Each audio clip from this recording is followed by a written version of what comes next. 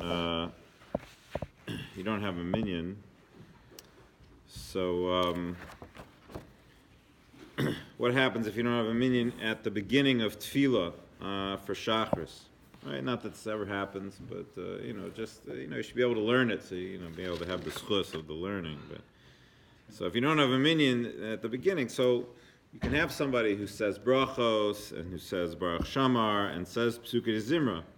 What if you don't have 10 when you get up to the end of psukei zimra?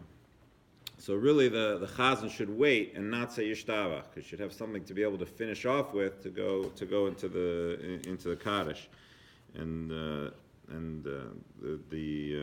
Mishnah Berurah says that the chazan and really anybody else shouldn't be make any hefsek by speaking at that time, because if people are speaking, really you're in between brachos, because you start baruch psukei zimra with baruch shamar and you're ending with the shtabach. So you're really in between. It's one unit.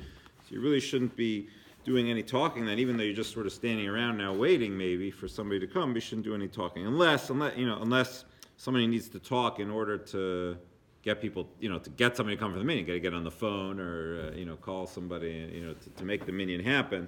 Otherwise, shouldn't be any talking, no hefsek, no break coming. Now, when the person comes, so then you say yishtabach and kaddish and baruch hu. What if they finish yishtabach already?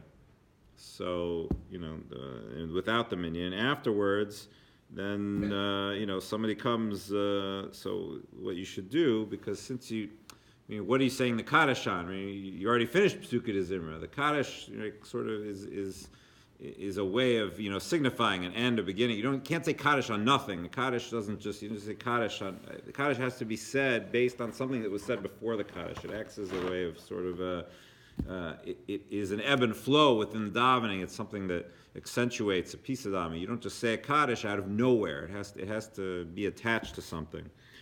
So if you've already said yishtabach already, so at least there you say like 3 psukim of psukei zimra at least. So to say the 3 psukim of psukei zimra and then say the kaddish on that.